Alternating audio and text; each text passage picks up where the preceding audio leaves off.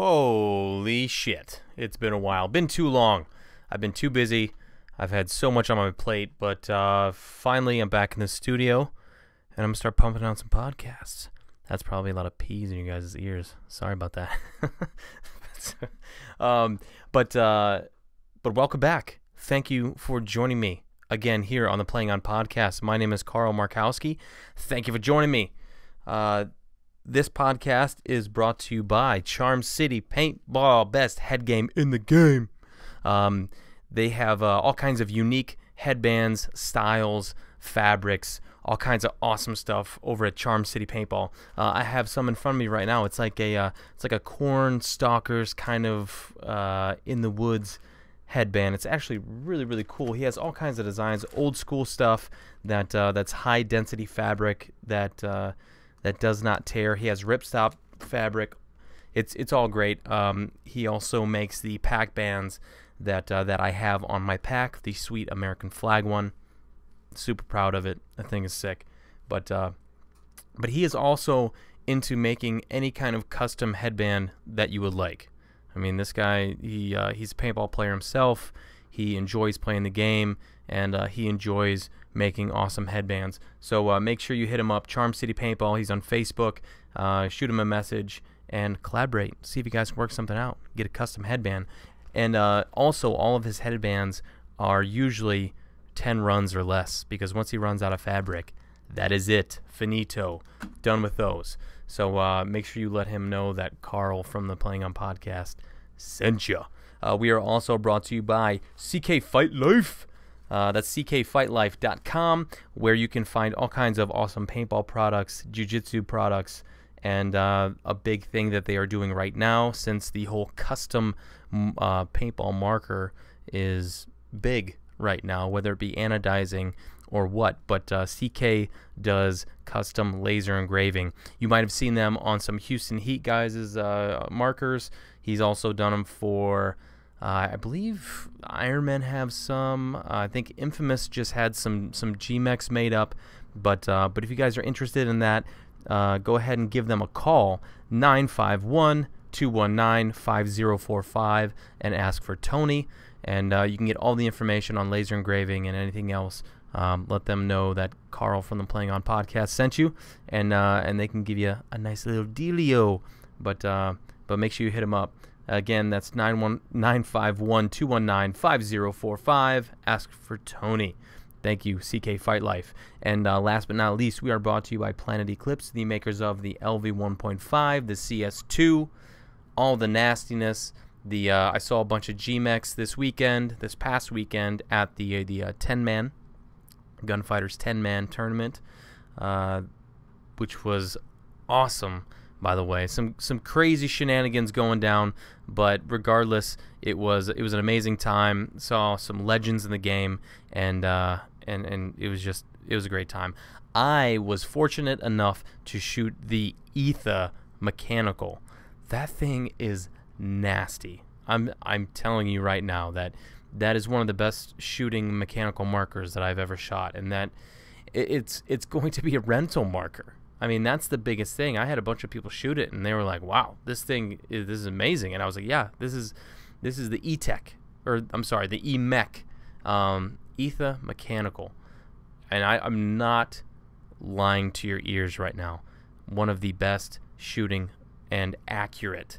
I mean, not only is it smooth, it is accurate. So make sure if you get the chance to shoot one, do so, please. I'm telling you, you won't regret it. It's the most fun I've had shooting a mechanical marker since my Tippmann 98. I don't know if that's saying a lot, but I think it was fun. I thought it was awesome, and I thank you, Jack Woods and Planet Eclipse, for allowing me to shoot that nasty little piece of machinery at the 10-man and at future mechanical tournaments. And I'm also going to show it off around here, and maybe some fields around here will pick them up, which they should, because they're awesome and they're going to be cheap. So make sure you keep an eye out. That's really all the information I know on them, so I'm not going to give you a price. I'm not going to give you any more information because I don't know anything. This is all hearsay. yeah, I'm not the informant. So, but thank you to all of our sponsors. This podcast today is with. Can you hear me shuffling through my papers to make sure I say his name right? But today is with Augie Orozco from Scottsdale Elevation. These guys in Vegas did an amazing job. They made it all the way to Sunday, and I believe they made it to the quarterfinals on Sunday. I don't have any notes on that, but I know they made it to Sunday, and I believe they played Dynasty again. They played them in prelims, and then they played them again on Sunday, and then ended up getting beat.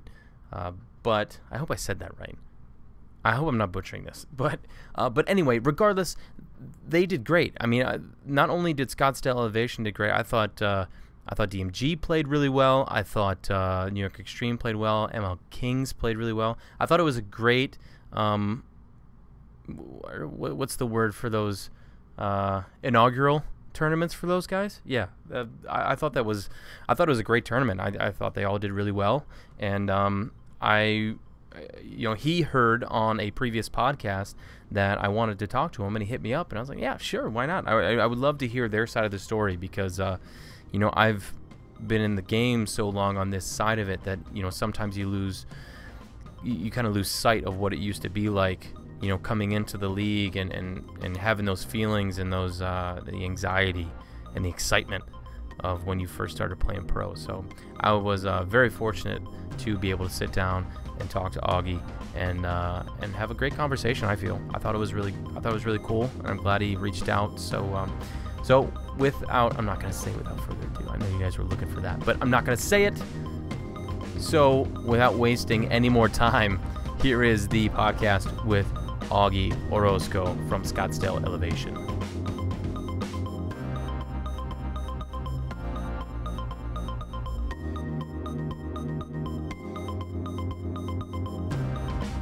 Old school wired headphones, man. They go digging around in drawers for these bad boys. That's right, man. That's the one thing about wired headphones, though, is probably 99% of the time they will work. Yeah. At least that's how I see. I use wired headphones for mine, and anytime, I think all but one time I've had somebody use Bluetooth headphones doing this, and they've had issues with it. Yeah. And it's like, well, you just can't. Sometimes wireless isn't the best. Yeah. But for you sure. Never know. Yeah. Never know until you try, dude. So thank you so much for sitting down. I know you had actually reached out to me because I think it was on the Meter podcast. It was.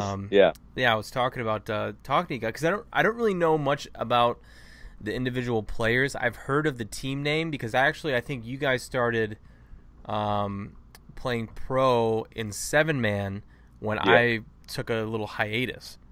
Okay. And so how did that come about? Like how did you guys get into the pro ranks on the 7-man side? So this was, I think it was like 2008. The Philly Americans couldn't make it to San Diego MPPL. So Bosch, I think, got a call, and they needed a team to fill in for the Philly Americans. Now who's Bosch? Ryan Bosch. So NXE. That sounds familiar. Yeah, Bosch. Ryan Bosch, yeah. He owned NXE all the way up until they sold to Tittman years back. Okay. Yeah. If you saw his face, you definitely recognize him. He's been around forever. I'm so much more of a face guy than I am a name, like a remembering names guy. So that's like even Meter. Like I'm like, who is this Meter guy? So I actually looked him up, and I'm like, oh yeah, I know that face. Mm-hmm. But yeah, I just didn't know who he was before that. But so that tournament, and that was like our first. You can't even really consider. It was like legitimate. It was in 2008, I believe. So all the good teams were still in it. And then USPL, which was like a joke, you know what I mean? Mm-hmm. That was kind of weird.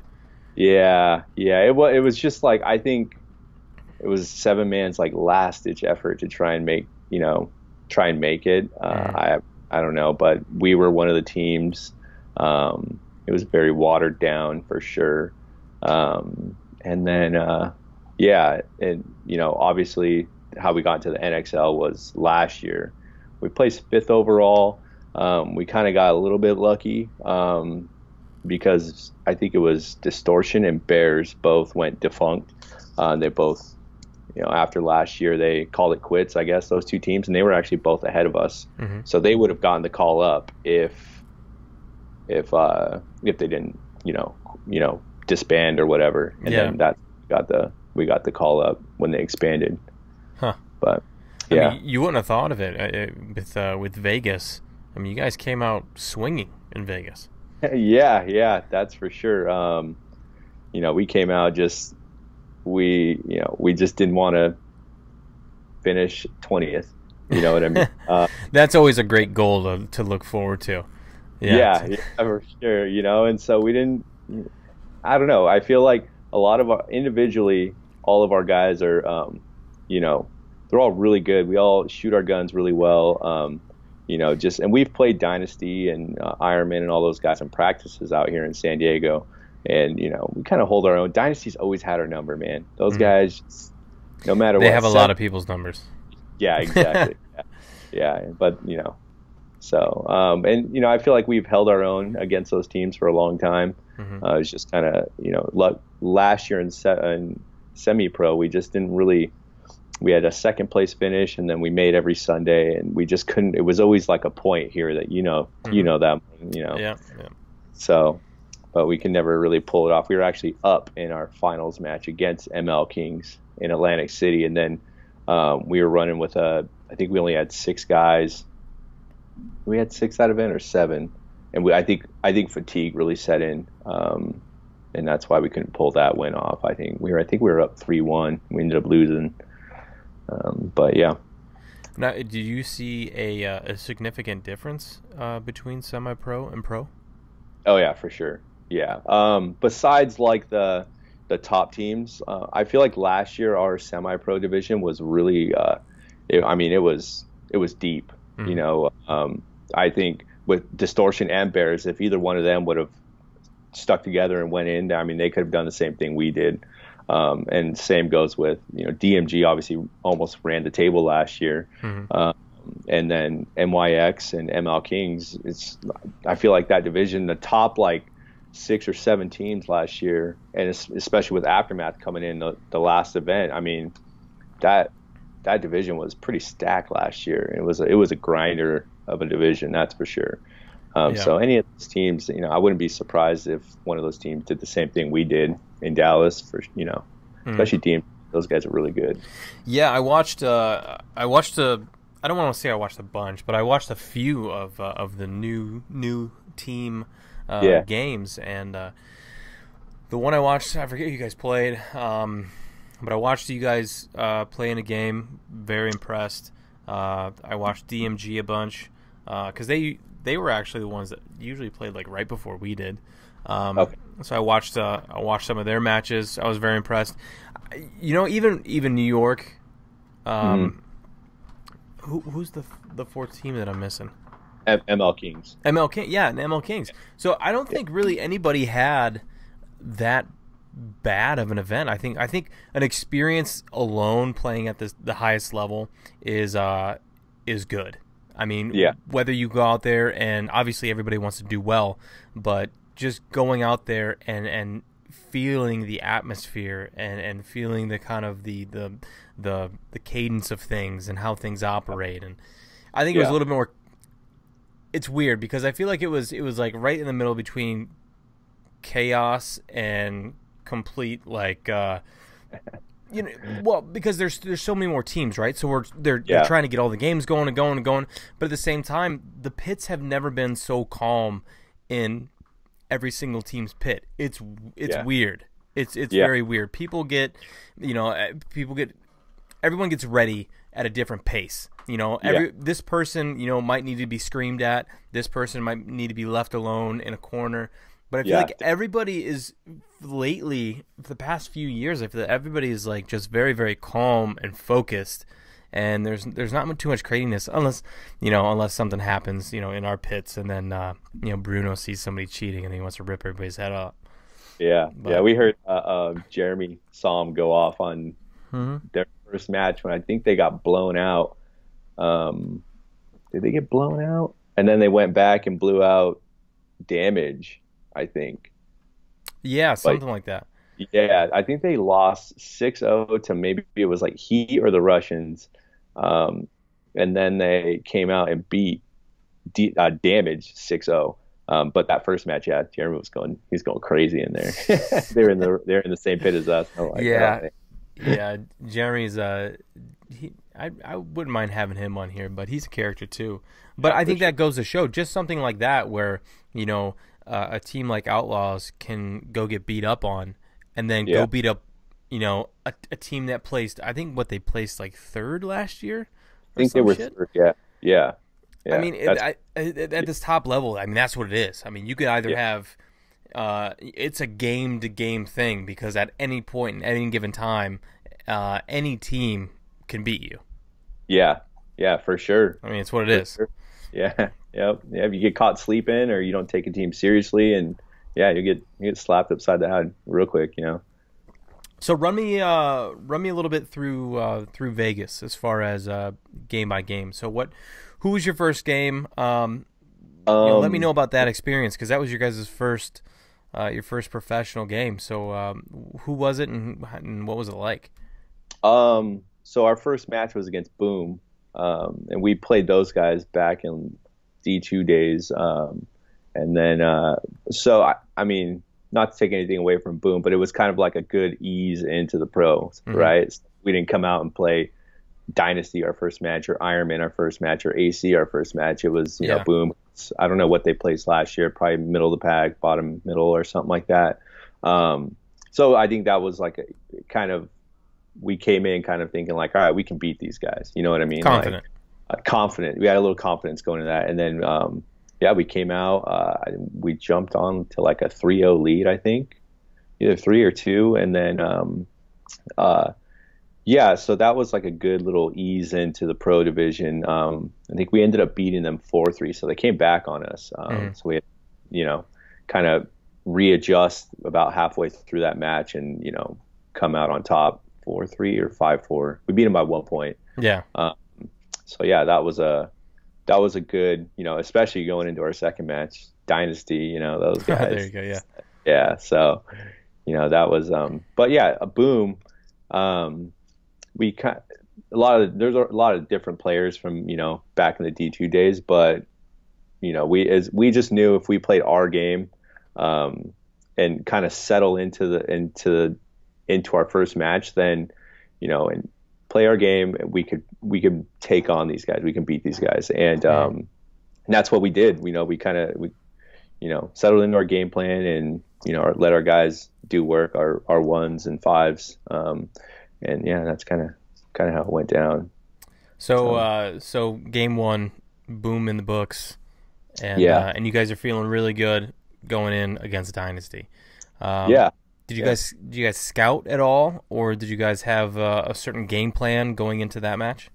So Dynasty, we were their first match, so we didn't get to watch them play. But we know how those guys play. Every time we play against them, they're so aggressive against us. Probably because we played them a lot out here, and they know that they can do that on us, and we knew they were going to do that, and we just couldn't stop them. Like, they just kept running, and our style is usually we kind of shoot our guns, and we hold lanes really well and communicate really well, and it just didn't matter what we did, and they went up 5-0 on us, and then we got back a couple points. We kind of adjusted. We went a little more aggressive with our game plans, and that kind of worked out. And we went up, I think we were 5-2, and then 6-2, and then 6-3, and then 7-3 is, I think, how they beat us. But, it's Dynasty. Those guys are just fucking good, man. They're just good. I think there's a couple points. and they were actually really good shoot. They kept shooting our snake side off the break. Yeah. They were just on point over there, and yeah, it was definitely a tough match for sure. A little bit of a reality check, but we kind of knew that going in.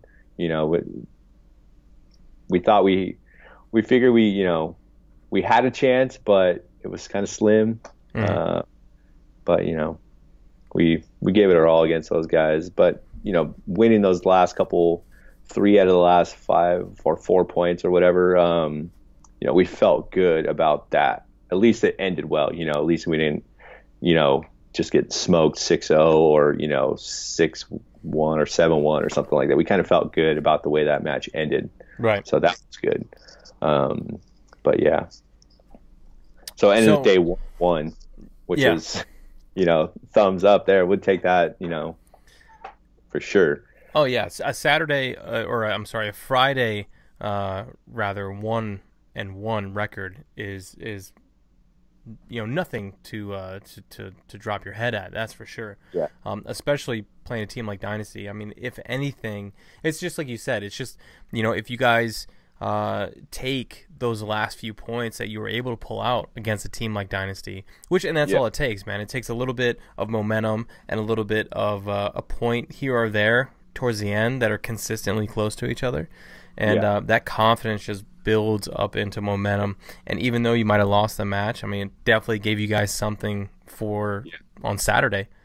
Yeah, and I mean, we were able to adjust. I think is the main thing. Is like they were the, you know, Boom and Dynasty. Like the difference between those two is just they're so fast. Like Tyler and, you know, B Short and all those guys and Arturo, like you give them an inch and they take a mile. You know what I mean? Like it's so cliche, but they really do. Like if you turn your head for a second, you look over and then they're in your snake or, you know, 50 Dorito or something like that, and they're, you know, shooting packs. And they did that for the first 5 points where, you know, they'd shoot a guy, and before we could even adjust to them shooting us, you know, shooting one of our guys off the break, they're like, you know, running down the snake side or running down the Dorito side, and it's just, you know, it's hard to adjust. And then you turn your guns and shoot on the Dorito side, and then they're running down the snake side. It's just like, you know, it's hard with those guys. Yeah, they're very good at forcing mistakes out of other teams, for sure.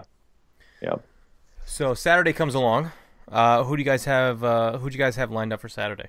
AC Dallas, our first match, and the Ironman, our second match.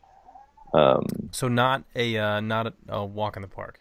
Yeah, not a walk in the park by any means, that's for sure. And especially, I mean, AC Dallas, we actually played them. Sorry, my chair's all squeaky. It's all right. Last year, it was our first practice of the year. We actually all went to Dallas, and we played them 2 days in Dallas before Las Vegas last year, and they put a whooping on us pretty good. They have a great facility out there, though, don't they? Yeah, it was actually before they got all like the really nice stuff. It was just poles and start boxes, really. Hey, man, that's nice. That's from where I'm at. That's nice stuff. As long as you have that, Yeah, we had sunshine, you know, a little bit of cloud cover. But yeah, you guys are in winter still right now, right? Okay, so I'm in Ohio, but I'm not trying to complain too much because like Minnesota and Wisconsin and shit got like 15 inches of snow or like 14 inches of snow. We had a little bit of snow today, maybe not even an inch of accumulation. Okay. But it was snowing pretty hard. But then I heard that like 1.5 feet of snow. I'm like, oh my God, it's April. What in the middle of April. In the middle of April, yeah. So I don't know. It's ridiculous. So I mean, are all of your guys from Scottsdale? No. So Corey Hall and myself actually live here in San Diego, and the other 5 guys all live in Phoenix metropolitan area. You know, Scottsdale, Phoenix, Mesa, and a couple other places, but all in the same general area. How far is that from San Diego? It's about a 5-hour drive. It's not too bad. Yeah, it's not too bad. Yeah, and Corey and I, we go out there for practice. They come out here for practice. So, you know, it all kind of balances out. It's long enough to be annoying. Yeah, but not long enough to be like, oh no, I can't do that. yeah, yeah. I wish it was like, 3 hours or something, but it's a little easier. But the before Las Vegas, it was there was a lot of we had like a practice. It wasn't a layout practice, but there was like a practice that Corey and I went to, and then we came back here, and then we had to go back out there. Mm-hmm. When the layout came out, and then we went to Sacramento the weekend before the tournament to play DMG. So yeah, So how much longer of a drive is that? We flew. So they all flew from Phoenix, and then Corey and I flew from San Diego. But that's about a 9-hour drive, 9.5-hour drive. Man, that's a long drive. Yeah, yeah. So, but it's just an hour and a half on flight, so it's not bad. So, all right. So, like, I've been thinking this lately. So professional teams in other sports, obviously paintball is not like all the other sports, right? It's something alone by itself. But we have traits of all these other sports. Yeah. Why is it necessary, or why do you think it's necessary for teams to practice other teams instead of just practicing themselves? Because obviously other pro sports, they don't go off and they scrimmage other teams all the time. I mean there's preseasons, but all of spring training shit for baseball and football and all this other stuff, it's not like you have other pro teams practicing each other. Yeah, that's true. That's a good point. I don't know. I mean, I know we wouldn't be. We have a D2 squad that we're going to practice the weekend before the layout comes out. But I mean, we only run with 7 guys, so we don't even have another line to run against. Oh, really? Yeah. So yeah, but I don't know. Like if Dynasty could do it, they have like 9 guys or 10 guys or something like that. I don't know why they just play each other and save some travel or whatever. I have no idea. I don't know. Maybe they can be the test dummy for that one and just I mean, I was thinking about it because it's we obviously everybody's at the same level, right? I mean, everybody's at the pro level, everybody's at the highest level. Yeah. So if you look at it, it's like, I mean, what other all the guys on the team are all top level guys. So what other looks are you gonna get from these other pro teams? Like, obviously you'll probably have a team where their tendency is more to stay zoned up on a lane, or lane up on a zone, or be more aggressive. But I feel like you can still replicate that in a practice, like from one squad or the other. Yeah. I don't know. I have no idea. I don't know. I guess it's not necessary for people to travel for practice like that, but it's if you can do it. I mean, more to it for sure. In Arizona, I mean, it's coming around a little bit, but there's not a lot of paintball out there. There's a bunch of like divisional, like D4 and D3 teams, but I mean, we're the only team that was ever even D2 when we were D2. Like there was just nothing besides back in 7-man days. Then there was a couple teams that were good. That were D1 and stuff like that. But so let's go back to before we got sidetracked, or I got sidetracked. So Saturday, AC Dallas, and who's the second team? Ironman. That's right. And Ironman had a lot of hype going into this tournament. For sure, with all those pickups, Damien and who else did they pick up? Trevor Reeser, and Spica. Yeah. So AC being your first match, what did you guys expect them to do? They play.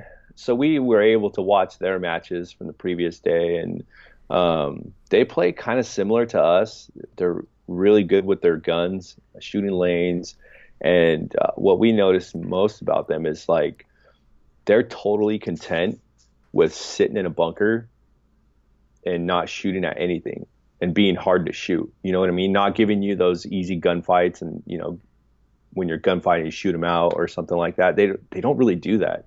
They kind of sit there. If you have the drop on them, they're like, all right, I'll just shoot this way. They don't give you that like that little head check or anything like that.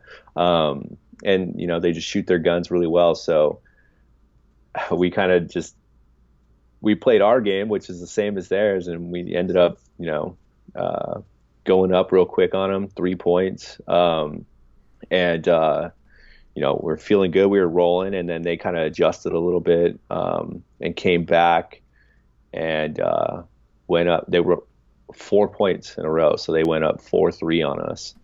So you guys went up 3, and then they came back and scored 4 points. Yeah, and that that's the AC that we all know.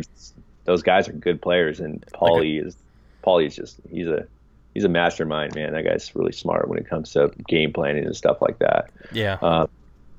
So they went up 4-3. We tied it 4-4, and then it went to overtime. And in overtime, we got a minor penalty off the break. Lost our snake side. So when we saw that, it was kind of like, oh man, damn it, we lost this. But that was it was me, Corey Hall, and Mike Urena was on the Dorito side, and Corey was on the Dorito side. I was in the back center. So I filled out towards the can, that snake side can that could just shoot the Doritos. And I just posted up right there and just shot. And Corey was doing the same thing on the snake side from the Dorito tower. Yeah. We were just crossed up, and I'm like, oh man, I seen Mike make a move. I'm like, hopefully he starts shooting people. But as soon as I got to that can, I was actually gunning to the can. I shot a ball at the back corner, and I saw it hit his like head or hopper. And so it's a quick kill. So, back to 34, and then just posting up right there. And I saw Mike bumping down the Doritos, and I see another kill, and I see another kill. And we ended up just pulling that off somehow against those guys, which is crazy, because they just don't give you those easy kills. Yeah, I was going to say they're not a gamey team, that's for sure. Yeah, for sure. And, we were able to pull that one off. So we had a lot of confidence going in against the Ironman, that's for sure, just coming off that win against AC. And then the Ironman. So how'd the Ironman game go? It went, we won, but they scored 2 points in like a minute. The first minute of the game, they just kind of gave it to us real quick, and then were they playing the center a lot with Damien? Yep. And he kept picking people off. Like they had Bobby. I think we played all but like 2 points, 4-on-5 off the break. They were smoking our one on the snake side, Ryan. They just kept popping him every time going, and he was trying to play it short into the can, and they would shoot him going there. They shot our guy going up to that right wedge a couple times, and I mean, they had those lanes on that snake side on lock. And then Damien working up the center, and they were shooting us off the break, and we were just able to pull it off. I think we went down 2-0, and God, I can't even remember how that match really went. We won 5-3, and so we went 5-1 after they went 2-0 against us. So I mean, convincing win against the Ironman. I mean, I feel like that was probably our most convincing win. We won by 2 points. The other ones we won by 1 point. So. See, that's crazy. I mean, this is all just a perfect example of what we were talking about. How an Ironman, and it could have been the same story against Dynasty. If they didn't have, if they weren't on point like they usually are. Yeah. I mean, you guys definitely could have pulled out a win against them. AC Dallas, they have given us a run. Every single time we've played them, we've had close matches, and for some reason they've just been able to pull out that point or two that they've needed. Same thing with Ironman. I mean, we're always, as far as Aftershock goes, we're always just right there on the cusp, just, needing those 1 or 2 points to be able to put a team away. Or, I mean, we're terrible at letting teams come back too. And that's our biggest thing. We'll go up 3 points and just, I don't know, just turn our guns off. I don't know what we're doing, but yeah, it's crazy, man. Like, and Boom, I think Boom was up 3-0 on Dynasty, if I remember correctly. So I mean, that just goes to show you like how crazy this game is. At the pro division, like if you get caught slipping, man, any one of these teams will come out and beat you. And I think AC on Sunday was up 3-0 on Impact. If I remember correctly. So, See that it's man. Anybody right now at the top level playing pro can beat anybody. Yeah. I mean, any given day. That's the great thing about paintball is that shit like that happens. So and the field layouts too. I mean, I feel like that was kind of a going into the event. Field layouts obviously work better for certain teams, especially if you're not like a super deep team like Impact or Heat or Dynasty, where it doesn't matter where what the field layout. Those guys are always going to be really good at whatever field layout it is. And for us, it's like we only have 7 guys, and if a field layout really fits for us, and I feel we have a really good chance at beating a lot of teams. Well, and it shows. A team plays with confidence and plays like a team, then you get results like you guys did in prelims. So you guys beat AC overtime. Yeah. You beat Ironman by 2 points. Yeah. Who do you guys draw for Sunday? We drew Trade My Gun, Outlaws. So that right there, you guys were like, okay, all right, let's do this. I'm assuming it's the same kind of the same mindset that you guys had going into the Boom match. Yeah, it was. Yeah, it kind of was. It wasn't, it wasn't Impact. It wasn't Dynasty or Heat or anybody like that. Those guys. You know what I mean? Top echelon. Yeah.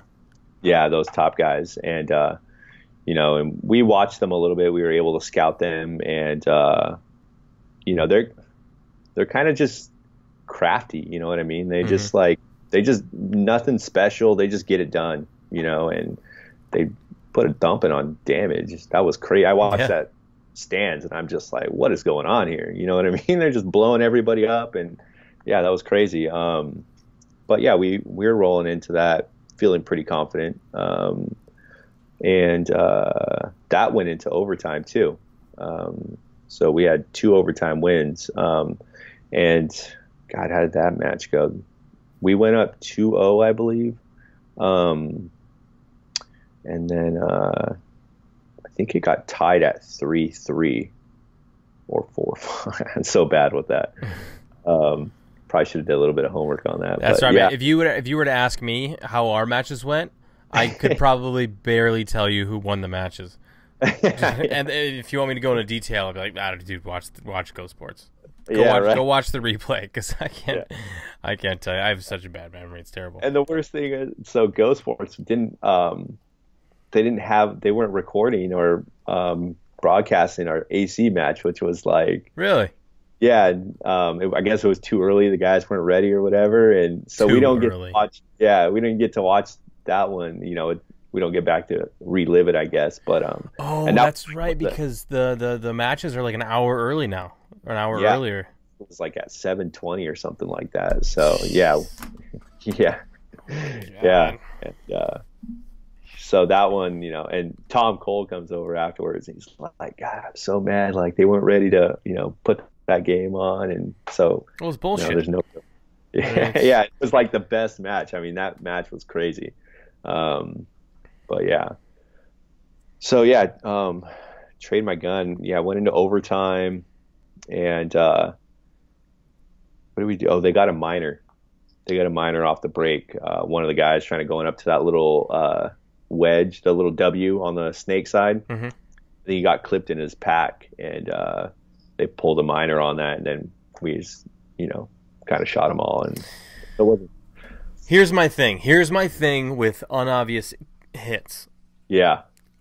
Oh, it pissed me off. Because so you could take it one way or another, right? Yeah. So an unobvious hit to a player, they obviously don't feel it, making it unobvious. Yeah. But if a ref is watching him and doesn't see it break, and then after the fact finds it, like, it's not my job to call myself out, you know, especially if I get nicked in the pack or something like that happens. Like, especially for front guys that are running head down, you know, just booking it or whatever. Like, we get clipped in the pack, a lot of times you won't feel those. Well, there's plenty of times where I run to a corner, I run somewhere, and I feel a pack hit. Boom. Yeah. I instantly throw my hand back there, start pointing to it, looking for a ref, you know. Yeah. But there's some times where I'm running to a corner and a ref calls me out, and I go, what the fuck are you talking about? And I take my pack off, and it just barely nicked me. Like, I can't feel that. Yeah. So, you know, if I'm going to a spot, and this is how teams can get fucked too. You know, if like let's say I was making that move up to that W, right? And I'm diving in, I'm running as fast as I can, and I Superman dive into that W, and I get clipped. But obviously I'm the furthest one up the field, so somebody's eyes, you know, had to be on me. I can't feel it because my pack's, you know, moving all over the place. I dive in, and a ref mid-game finally comes over to me and notices, you know, some little yellow I have on me. It goes, "Oh, that's a hit. Oh, that's a penalty because, you know, it's an unobvious." I'm like, "Well, fucking call me out in the beginning. You know, watch me go up there then." Yeah. I mean, because that could screw an entire side. Because especially, like, let's say you go to the W and you're alive, and your snake player starts going to work, or at least gets into the 50 or something like that. Even if you're not shooting anybody, you at least have that presence. And if you get that penalty pulled and then you pull that snake guy out, your snake side's fucked. Yeah. Because of something that maybe a ref probably should have caught off the break. Yeah. But I mean, it's not my responsibility to call myself out. I mean, it's the ref's responsibility. And if something like that happens, it's just like, it could so easily be what's the word I'm looking for? It could be so easily staged. Like, if I'm not saying it's happening, but I'm saying, like, let's say that team A needs to beat team B to move on to go to Sunday or to finals or whatever. And all it takes is a ref to turn his head, you know, unwillingly turn his head when he sees a player get shot off the break, and then, you know, 30 seconds in, he notices the hit and goes over there and pulls him and pulls a penalty. Yeah. You know, so that's, but I mean, there's all kinds of shit like that all over in every sport. Yeah. Did you watch any of the Europe event? The NHL Europe event? I just was it yesterday? I just watched the finals match. Oh man, those Nick and Matt were talking about it, and it was like those guys would slide in anywhere, and there was like a ref come flying in, like checking them. You know what I mean? And it was just, they were talking about how you can't be sneaky.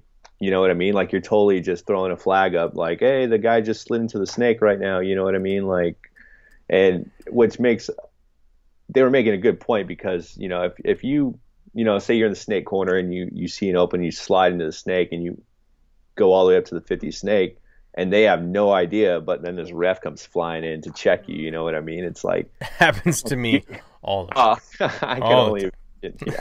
I'm like a mid-insert guy, so I don't ever really have to worry about that. But yeah, I mean, there was a couple times where I was watching those matches, and a guy would slide into the snake, and you would think he's made it in clean because nobody's shooting at him, and then here comes a ref totally signaling that there's a player in the snake for the other team. You know what I mean? Whether he does it on purpose or not, I mean, it's a frustrating thing. That's for sure. Or even, you know, there's a lot of times I feel a lot of players don't take advantage of watching the refs, because especially if you're a front player and you're close, and somebody comes to run, like let's say somebody comes to run me down, like I'll be snap shooting, or if I get put in, I'll put my eyes on the ref. Like I'll communicate or whatever, but I'll look at the ref, and if I see the ref go like this, then I know that something's happening on the inside, and I'm like, okay, I need to start rotating my body or whatever. But I mean, they give away a lot, subconsciously. They do. Yeah. I'd never even thought about that. Thanks for that tip, man. Yeah, no problem. Anytime. Pro tip, ask Dalton. Pro tip number 58. Yeah, right. Dalton playing good, man. I watched their semifinals match and their finals match, and he was in France. Sure. Yeah. He's the one who lost the 1-on-1 against Chad, though, didn't he? He did. Yeah. He ended up losing that 1-on-1. There was actually some really good paintball. Chad won 2 1-on-1s. Yeah, I see. Yeah. Yeah, that was pretty crazy. Chad's a baller, man. Yeah, he really is. He's not. Yeah, a lot of those guys are, man. Those guys are Heat and Impact and all those guys. I think Heat has to be the ugliest team. I'm friends with all those guys, so I can say that. Yeah. So it's like, let's see, you got Wildman Ryan Moorhead with his hair, and then fucking Monville with his mustache. Oh, yeah. And then with his face. I guess Dizon's hair gets him by. He's got some pretty good hair. Yeah, he's got some good hair. Yeah. So I can't make fun of too much. I don't want anybody to take me serious, but I'm all friends with them. So yeah, ugly team Houston Heat, but congratulations to them. But yeah, man, they're all. Everybody looks the same under a mask. Yeah. Yep. Yeah. Paintball. The it's the cool side of paintball because masks look cool. But it's also, unless you are an avid player and you can see the tendencies and the mannerisms of players, and you don't really know who's who. That's the tough part. You can't see faces. That's why I really enjoy wearing clear lenses, because I think you can see, or people can see, like the intensity in your face and your eyes, and just if you got that good look. So we were talking about that at Vegas, or actually it was at our practice in Sacramento, because it was really cloudy and a lot of us were wearing clear lenses, and we were talking about how people have like the mean eyes, you know what I mean? Like they just got that good look with a clear lens where when they get a picture taken. Yep. And I'm like the complete opposite. I'm like bug-eyed, like looking afraid, like I'm about to get. You got the dead eyes. Yeah, dude, I'm just like, nobody shoot me. So I got the scared look, and then, other people have like the good look where they're just like really looking mean. But they're like looking downfield like this.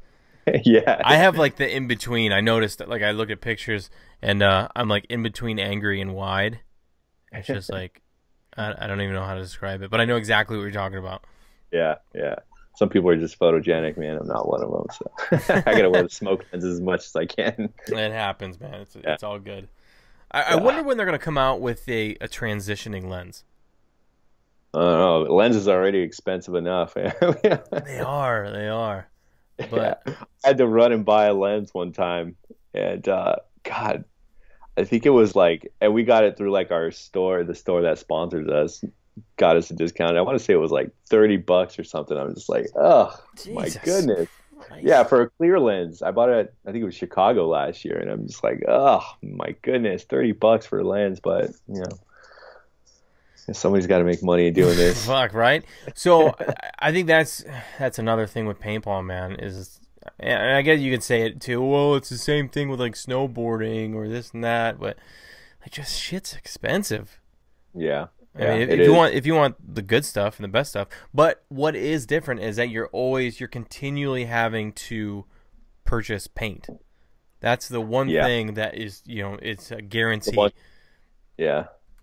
I mean, it's not like you can grab your skateboard and go out and go skateboarding, or grab your snowboard and you pay $40 for a lift ticket.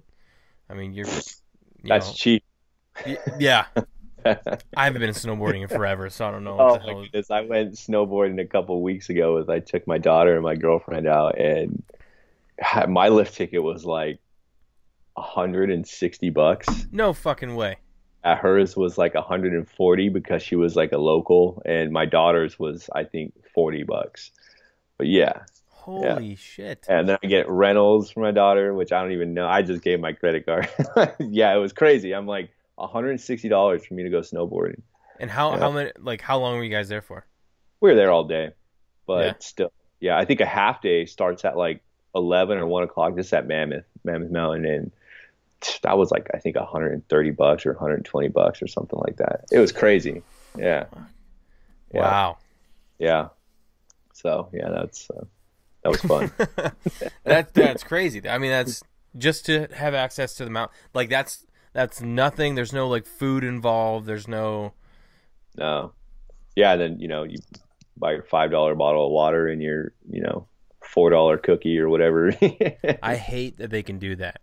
Same thing with airports or fucking anything else where if you want to buy something, it has to be theirs and you have no other choice. Yeah. I hate that they can fucking do that. I bought a Red Bull at an airport and I tried to give them it was like $5 and change. And I was like, I had to use my card. I thought I'd have, $5. How can that not buy a Red Bull? Wow. It's crazy. Yeah. So it's not like, I mean, it all has to be straight markup, right? I mean, it's not like they're paying more for it. No, it's just all, they got you. They got you right there. Where else are you going to go? Yeah. Yeah. So, where were we? We were at the Outlaw game. Yeah, TMG. Yeah, we ended up taking those guys down 4-3, I believe, in overtime, and we beat those guys. Then we draw Dynasty again. Yeah, it's like, damn it, anybody with those guys. But it's good though. I mean, it's good. It's a good redemption game. Yeah, and that's how we were going into it. I mean, even all the way up until that point, we were just like I think Todd said it on the podcast. He's like, yeah, these guys are playing on house money, and we totally were. So, we're just gonna go out there and try and take these guys down. Hopefully we can catch them slipping, a little bit, but we did not catch them slipping. Did you guys change anything up from the first time you played them? We tried to, yeah. We tried to, maybe play a little more aggressive and just really communicate and not let them run down. They were really running down the Dorito side on us. Like, I mean, there was a point where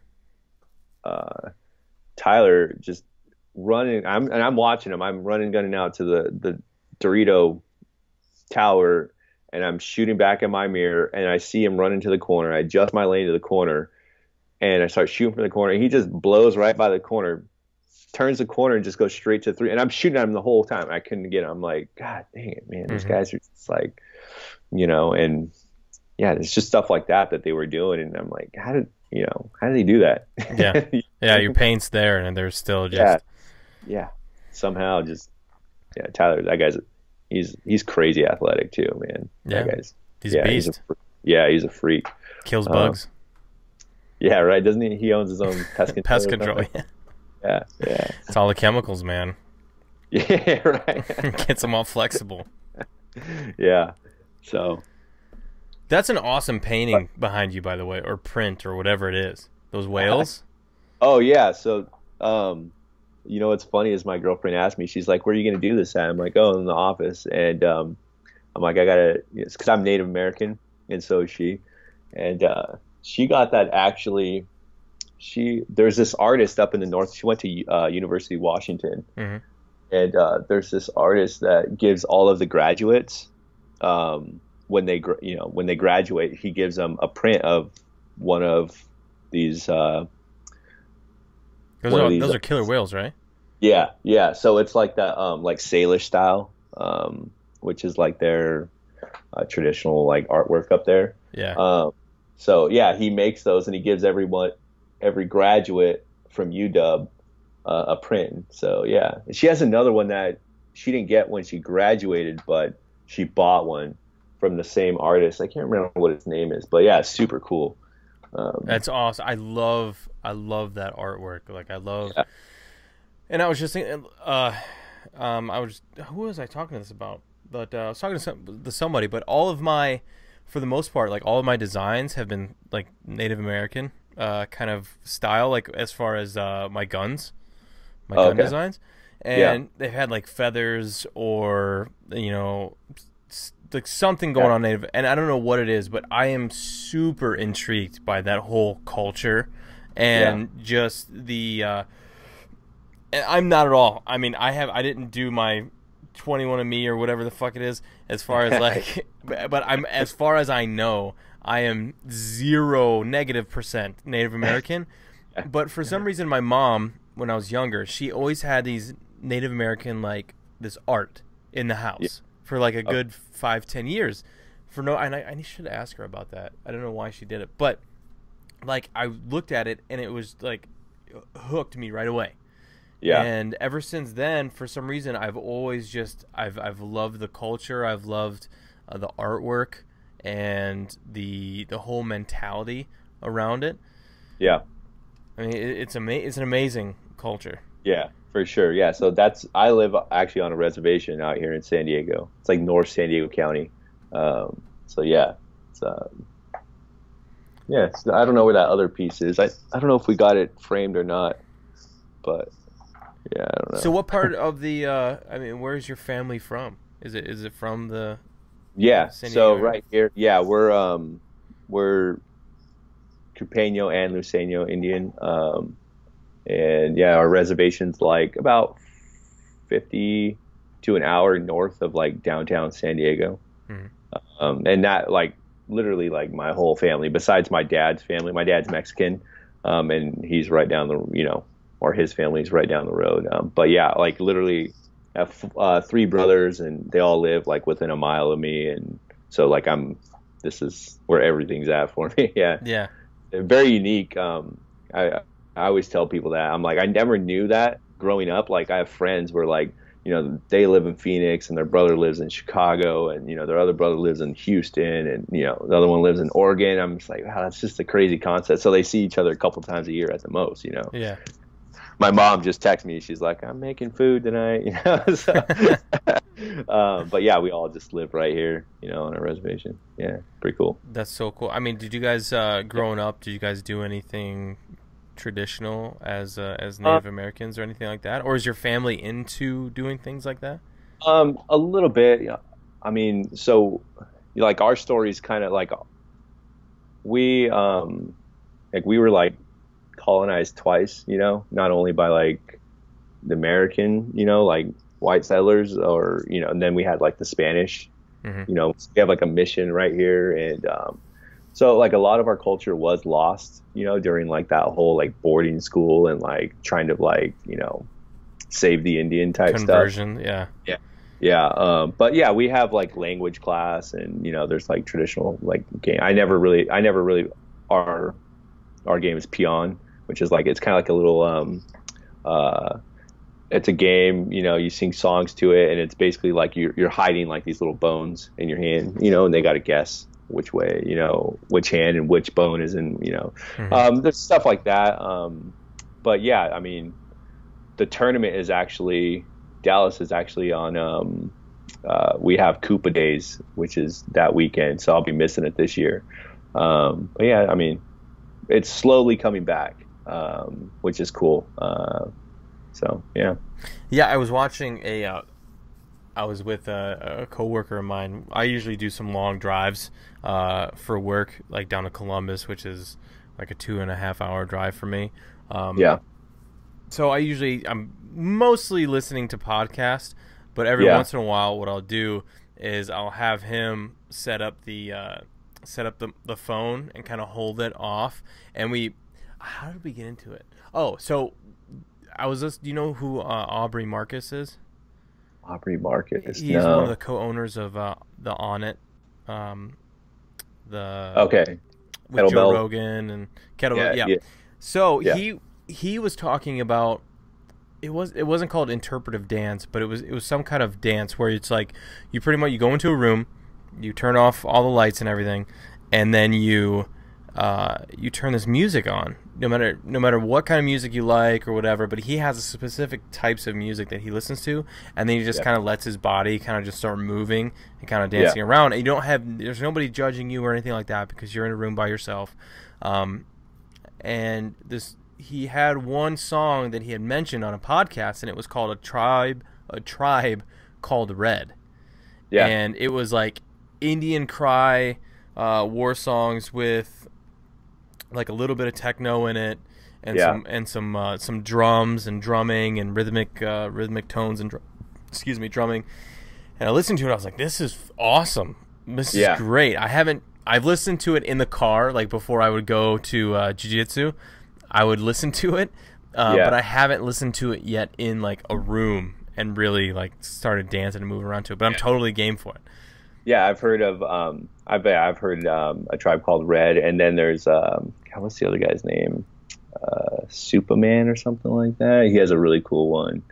But yeah, there's like a lot of that where they're starting to blend like powwow music with like techno, kind of like hip hop beat type stuff. It's really cool. It's really cool stuff. And somebody won a Grammy this year. I can't remember who it was, but they did.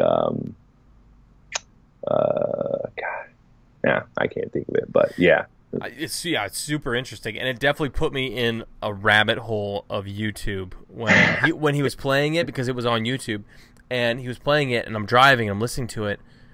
I'm like, oh shit. Okay, well, all right, look up powwow stuff, and I started having him look up like powwows and those like those cries, and are they called war cries or like battles? No, I don't know. It's just like that. Powwow music, it's not really like anybody's, like nobody really owns it, I guess. But I don't know. I don't know what you would call it, but I was watching it. I was watching them, and they were all sitting around this one drum. Yeah, and they're all hitting the drum at the same time, and then going further down the videos, like he noticed there was another one where it was like they were doing. They had men and women dressed up in traditional clothes, and dancing around with like bells and shit on, like, and then they had numbers on them, like they were in some kind of competition. Yeah, so that's basically what a powwow is. There's like different dances. So like that would have been like there's like a jingle dress that like the ladies will wear, and then that's like a certain style of dance, and then there's like fancy, which is like the guys that are just all just done up, feathered out, like feathered out, and they're just like spinning like tops, and like, and there's like traditional, where it's usually like the older guys, and they're like a little bit more traditional looking, and they dance a certain way, and there's like kids do it, and it's pretty cool. We have a powwow here, and I think it's in August or something like that. Nice. But yeah, it's pretty cool.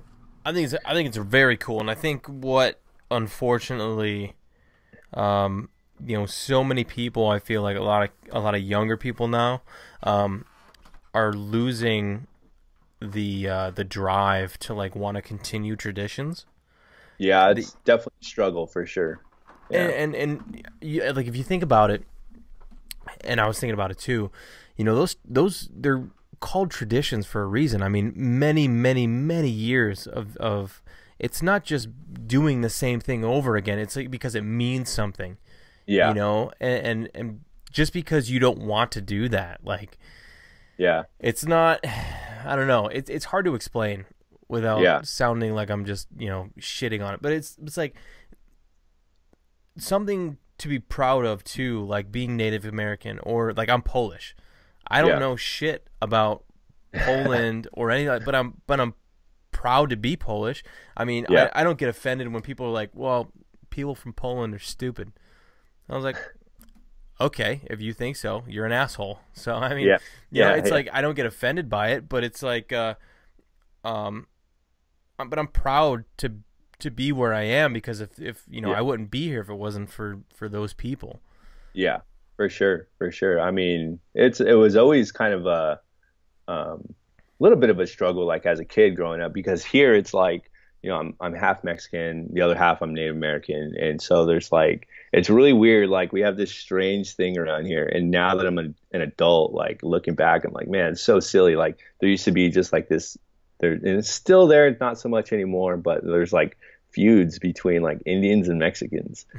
Right. So it's like the Indians don't like the Mexicans, the Mexicans don't like the Indians, and like there's always fights in school and stuff like that. And now I'm just like, so I being half and half, I was just like I always felt weird like taking a side, you know what I mean? And growing up on the reservation, I always ended up leaning towards like the Indian side for sure. And it's just like looking back, I'm like, man, that's so silly. And then on the other side, I'm like, I was always like a little hesitant, like, oh, like the Indians, like people would kind of look down on you, I guess, a little bit. And so you didn't really want to be associated with them, but you did. It's just like there was always this inner struggle for me. And, now that I'm an adult, I can totally see, I'm like, oh man, that was just like, I'm proud now to be Native American. And back then it was always like, I don't know. You were trying to find out who you wanted to be. Yeah, for sure. And, now it's, and I think a lot of kids these days still struggle, obviously they struggle with it. But, just trying to fix that, I guess. I don't know. Yeah. Cause it's like, you don't really know that you don't at some point, and I don't know if anybody knows when it exactly happens, but at some point you get the joke. Right? Yeah. At some point growing up, like you get the joke, and all of a sudden you're this conscious person, this conscious adult of being in control. Yeah, totally. Yeah. And I think that's really what it is, growing up, and I think there's so many distractions with kids nowadays too, that gives them this false sense of knowledge. I mean, because there's so much shit out there that some kids, well, I've seen it all. I have the internet. I've seen it all. I can I have infinite knowledge in my hand, and it gives us gives them this false sense. And I think it happens so prematurely now, and I think that is where we're losing. That's where we're losing kids on being proud of who they are and proud of who their family is. I'm not saying this is everybody. This is everybody. They're losing their innocence way too early. Yes, exactly. Yeah. And I know that people have, people have lost their innocence before all this shit and everything like that, and have had to become an adult on a choice that wasn't theirs. You know what I mean? But I mean, you gotta look back, and because I didn't know what the fuck I was doing when I was 18, 19, 23, 24 years old. I had no idea. And it probably wasn't until my late 20s when I really started realizing that my actions had repercussions, and responsibilities started kicking in, and I started wanting to take on responsibility. Yeah. And you know this, especially having a daughter. I mean, how old's your daughter? She's 12. 12. Holy shit. Yeah. So, and how old are you? I'm 33. 33. Yeah. Yeah. And I'm 32, and I have a 2-year-old. Yeah. So you've known this for a while. Yep. For sure, man. And I try and, I feel like her, myself and her mom have done a good job of, not letting her, just totally live off the internet or whatever. But yeah, I know it's crazy, man. Crazy times for sure to be a kid, looking back at cause she lives full time in Phoenix with her mom. Mm-hmm. So she comes out here, she comes out about once a month. She's supposed to come out for Koopa Days, which is the weekend of Dallas, but I can't, anyways, yeah. So I don't even know where I was going. How long do you see yourself playing for? I don't know, man. So I took a break after I tore my ACL. I think you tore your ACL too, right? Yeah. Or did you? No. I had a meniscus tear. Okay, so I straight up blew out my ACL in 2013, and yeah, 2013. After 2013, I had surgery. I had fixed. I was feeling good. I felt like I was back. I mean, I was doing physical therapy. I did it for like, God, 9 or 10 months or something like that, and felt really good. I played World Cup in 2014. Played good. I mean, we didn't I think we played D2 or D1 or something like that. We made Sunday or whatever. Hmm. The next year, I'm playing with my good friends. We're playing a dodgeball tournament, right? And I kind of tweak it a little bit. And so I'm just like, when I first tore my ACL, I was like getting into golf. And then when I tweaked it again, I swore off everything. I'm like, I'm not doing anything. I'm not playing softball anymore. I'm not doing anything. Not playing paintball. I'm just focusing on golf, right? Mm-hmm. Golf is like what I was doing. I mean, I played almost every day. And so I played golf for 2014, 2015, and 2016. And, the guys were just kept bugging me. Like, Corey especially, he's like trying to get me to come out and play. And I'm just like, I don't feel like it. And it wasn't there. I would go out and play rec ball here and there, but, I just didn't have it to play anymore. I was too like into golf or whatever. And then, Right. they got me to come out at the beginning of last year. And so last year I didn't even have my own jersey the whole year. I played with a jersey. Yeah. And that's like how I didn't know I was going to start playing until they already placed their jersey orders. And it was like maybe 3 weeks or 4 weeks before the tournament. And my practice was that practice against AC Dallas. And, after that I was super sore. I mean, I played every point. We shot like 90 cases of paint that weekend. And I played every single point. I didn't sit out one point. And I couldn't even like walk for like 3 or 4 days. I was so sore. But, I was back into it. And, last year we had a solid season. And so, here we are. As far as how much longer I'm going to play, I don't know. Probably. And that's like kind of weird. That's kind of like a hard thing because like we do have some younger kids, but they're definitely not ready for this year. Mm-hmm. I don't think they'll be ready for next year. So I don't know, probably 2 or 3 more years. I don't know. Yeah. We'll see. But I enjoy playing now. I just, gotten bit by the bug again, I guess you could say. So, just keep on riding. And, the couple of the other guys are, we're all like kind of the same age. We have Corey and Mike who are younger, but, all of us have, everybody has jobs and all that stuff. So you never know. But, I don't know. I'd say 2 or 3 more years, probably. Yeah. What about you? That's a good question too, man. It's probably I don't know. I mean, I've been playing for a long time. I don't want to say that I'm starting to feel my age because I feel great, especially now. Doing jiu-jitsu has been. I feel better than ever, and Really? I feel like I'm making way better food choices and health choices than I have. Jiu-jitsu has put my body in so much better conditioning. I feel because I'm not much of like a gym rat. Yeah, I don't like the traditional like lifting weights and all this shit. And doing jiu-jitsu has turned my cardio around, has turned my strength around, my confidence in myself around. It's amazing. I mean, I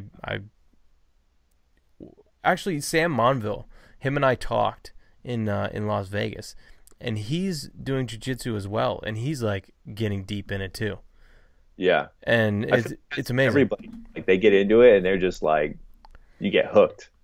It's addicting, man. It's like paintball. Yeah. There's a lot of relatable characteristics of both. Okay. And All dude, right. I really recommend it if you ever get the chance to. I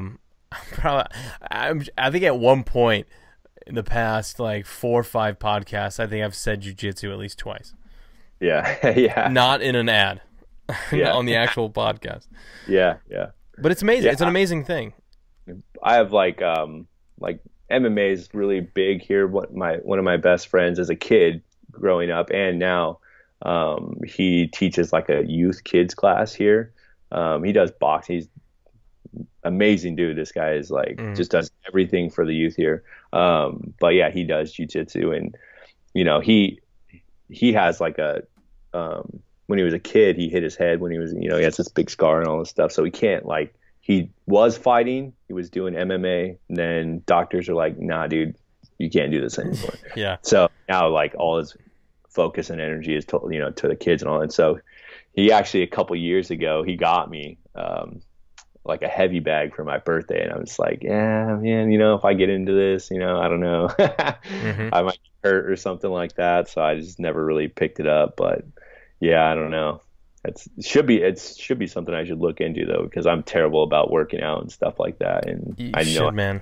Yeah. I mean, that's one thing for me. I didn't like working out, and then it is a full body workout, not only with your cardio, but also like strength and addiction of wanting to know more and get better. There's a giant stink bug just crawling right there. I don't know how they get in, man. You stink bugs? Yeah, we get stink bugs. Those fuckers. The little black Yeah, and it's just crawling, and I swear to God, it looked at me. It just kept then just kept going. It was just like, yeah, what are you gonna do? And it just kept walking. Yeah, we get black widows. It's like I just killed a big black widow outside my house the other night. Almost walked right into it. God damn it, I hate those things, man. But yeah, man. Well, let's see, where were we? I mean, we were getting into the dynasty match, right? Yeah. You're back 30 minutes ago. What happened against the dynasty match?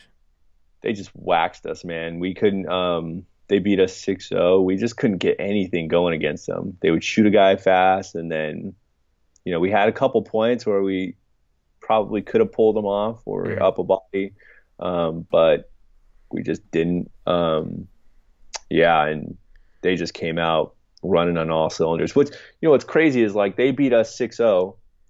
They go play Impact and get smoked by Impact 6-0. I'm just like, oh, that makes me feel real good, But Impact was rolling. They just, they were on fire. They were on fire. Yeah, and Mouse not being able to play in Europe, I guess he got hurt or something like that. It really makes me think like, man, he must just be that good. You know what I mean? Like, if he would have been the difference to them winning 5-4 or them losing 5-4 or 4-5, you know what I mean? Like, if he was playing, do they win or do they? You know what I mean? Like, dude, all those guys are solid. I mean, he's obviously a very, very good player, but I mean, there's a reason why they run two lines the majority of the time. I don't know if they did or not in Europe, but mostly running most of the same guys. They would mix it in for them, a little bit, but it was like Keith, Rainey, Dalton, Nick Laval, and one of the Yakimics, and then I can't remember who the other guy was. I was playing a lot for him. I wish all the pro teams were able to do that. Honestly, I wish all the pro teams were financially ready and able and available to go over and play European events and even play enough paintball to be consistent over here in the States. I would love to see that. Yeah. That'd be cool. I mean, I definitely want to go over there and play a tournament, at least before I'm done playing. That would be really cool. Never got to. Yeah. You ever had offers? Nobody's come over? I've had offers, but okay. I wasn't.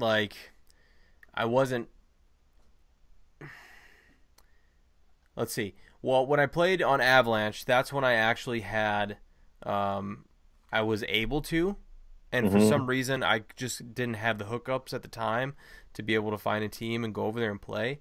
And then all of a sudden, when I got an actual 9-to-5 and everything, that's when all the hookups started coming in. I'm like, now I can't because I don't have vacation time or anything like that, and I just can't make it happen. Yeah. It's time, man. I feel like my weekends are booked from here till World Cup. I mean, it's crazy. Yeah. Like with, all my friends getting married and just, it's crazy. But yeah, I don't know. I'd like to go play one of those tournaments. They look fun. I'd love to see Europe for sure. And the two dudes from AC Dallas went over there and played, and they almost TJ Danner and somebody. John Jackson. Yeah. Jackson or one of the Jacksons, I think. I don't know. TJ Danner and Jackson. They didn't even have jerseys with their names on it, but they went over there and guested with Tauntauns. They played with Tauntauns over there. Mm. Yeah, I don't know. They played really well. They had Impact. They had him on the ropes, and Impact ended up pulling it off. Yeah. Again, with the AC guys, they had Impact. You know what I mean? That's gotta be chewing at those guys. Right. Yeah, but so man. Well, dude, I think you had a pretty damn good podcast. Yeah, it's cool getting to know you and getting to talk to you about paintball, and then also about the about your background and everything. I think it was it was really cool. Yeah, cool, man. Yeah, I enjoyed coming on here. Anytime you want to set something up again, let me know, or with any of the other guys too. And get those guys to do it. They're all telling me certain things I should say or whatever. I'm like, I don't know. Well, is there now's the time? Is there anyone anybody you want to give a shout out to? Anybody any sponsors you want to throw out there? Yeah, we shoot Planet Eclipse. I'm on the same kick as you, man. I shoot the LV 1.5. Yeah, but at the event, so this is a funny story. We didn't have it. We don't have any of the CS2s, and at the event they gave us some to shoot for. They want us to shoot them. And a couple of the guys were like, I don't want to shoot it. So I actually shot one for the event. I really liked it. They're nice. Yeah, I really like the way they feel. They kind of shortened it up a little bit from the CS 1s and 1.5s, and a little different shot, but I mean, I liked it. I mean, I would shoot one for sure, but I was going to ask those guys, be like, hey, let me hold on to this until you guys can get us some, and before I even got back from shaking Dynasty's hands, one of the techs is over there taking my hopper off the barrel. Yeah, dude, they took them like that. I was like, man, well, maybe they'll give me one at the next event too. Yeah. But yeah, other than that, I shoot that 1.5. I think shoots money. It really reminds me of just like an old Timmy, Yeah. It's soft and but Planet Eclipse, GI, Mesa Paintball Supply out in Phoenix. Those guys, one of the owners actually is on our team. They help us out a lot. But yeah, Exalt hooks us up a lot too. Those guys are really good. I can't. They'll probably tell me something that I forgot. Whatever. Well, thank you, man. I really much appreciate it, and I wish you guys, the best of luck this year. I think you have, as long as you guys play like you played in Vegas, I think you have a bright future ahead of you. Yeah, we're in the bracket of death again too. Every bracket, man, I'm telling you, every bracket is a bracket of death. I don't know. Yeah. Some of the guys on my team too, they're like, "Oh, we got a good bracket." I'm like, "Does it really fucking matter?" Because that's true. That's true. I mean, it doesn't matter who you play. It doesn't matter who you play. It's how you play them. Yeah, because I mean, even in last year, in semi-pro, it's like, oh yeah, I like our bracket, and then we're 3-0, and then we go play this one team who we think we're gonna roll, and they beat us 3-1. You know what I mean? It's just you never know. You never know. No. But we get to play Impact finally, so there you go. Yeah. Hopefully we can take those guys down. Yeah. It's possible, man. Yeah. Awesome, Augie. Well, thank you so much, man, and we'll see you soon. I mean, Dallas is right around the corner. Yeah, 2 weeks away, or 2.5 weeks away. Yeah, I'll see you out there, man. For sure. Yeah. Thanks again. No worries, bud. Take care. All right, you too. Bye. Bye.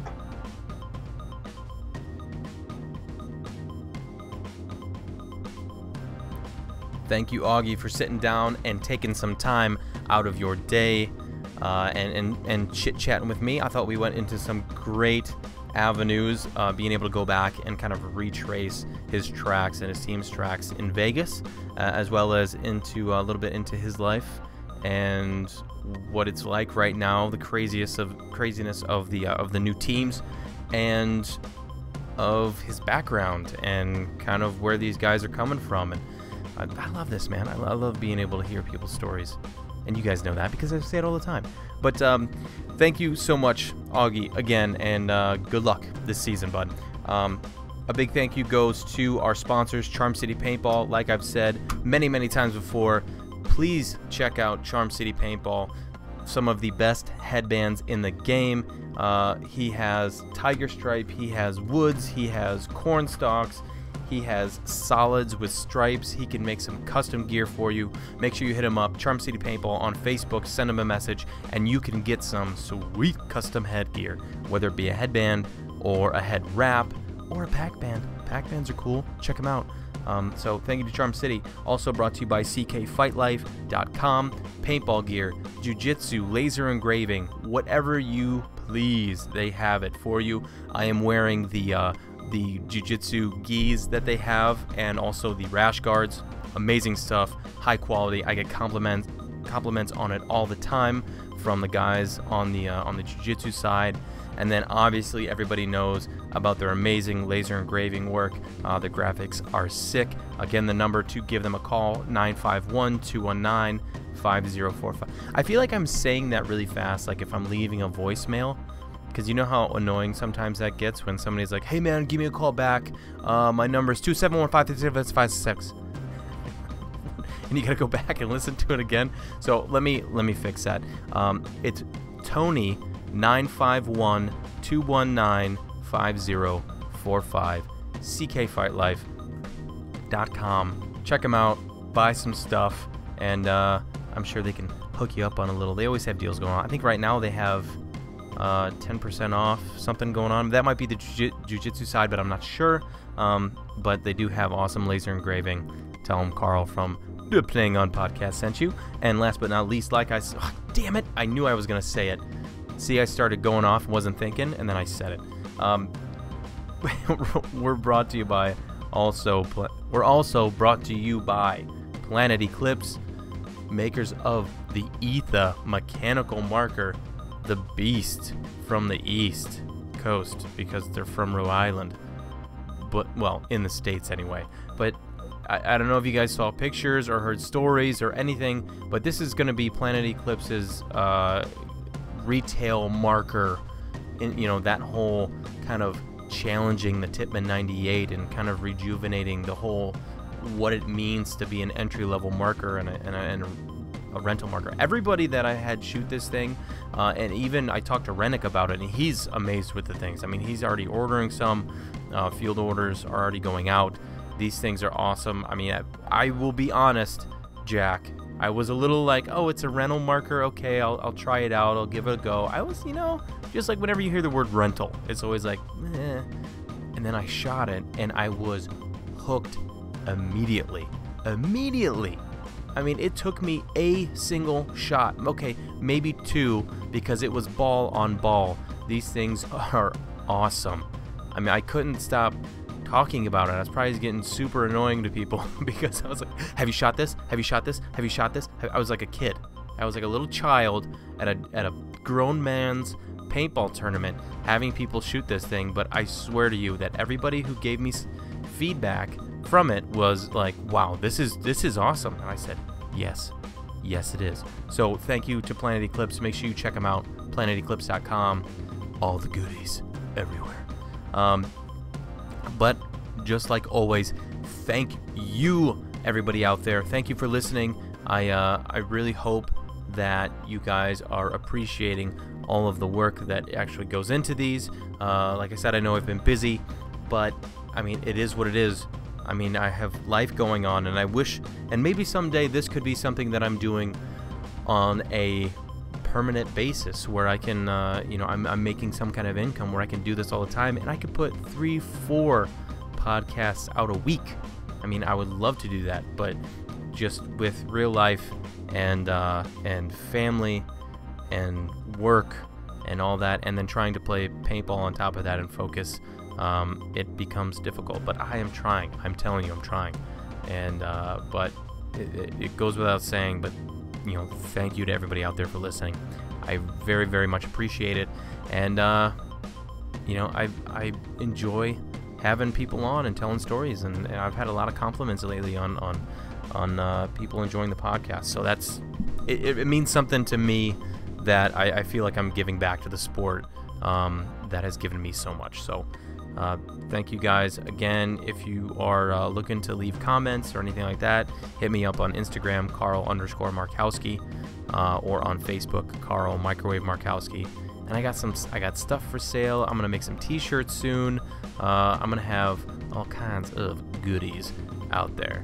All right, guys. So again, make sure you tune in. I will have guests here soon. Hopefully, I'm gonna get this out tonight, but I believe in a few days I'm gonna try and get Mr. Chad George and Ryan Smith from Houston Heat on the podcast at the same time. We're gonna kind of go over France and the whole finals game. Try something a little new. See how that works out. But I'm excited. So, and make sure everybody do not text and drive. Remember, we are the ones that make the roads dangerous. If we pay attention, it cuts it in half, if not almost 70, 90% less dangerous if we start paying attention to the roads. That's why the podcast platform is so awesome. And I know I'm rambling, but I'm serious, and the people listening to this right now that are driving know exactly what I'm talking about. So please put your phones down, enjoy the podcasts, and we'll see you again here soon on the Playing On Podcast. Peace.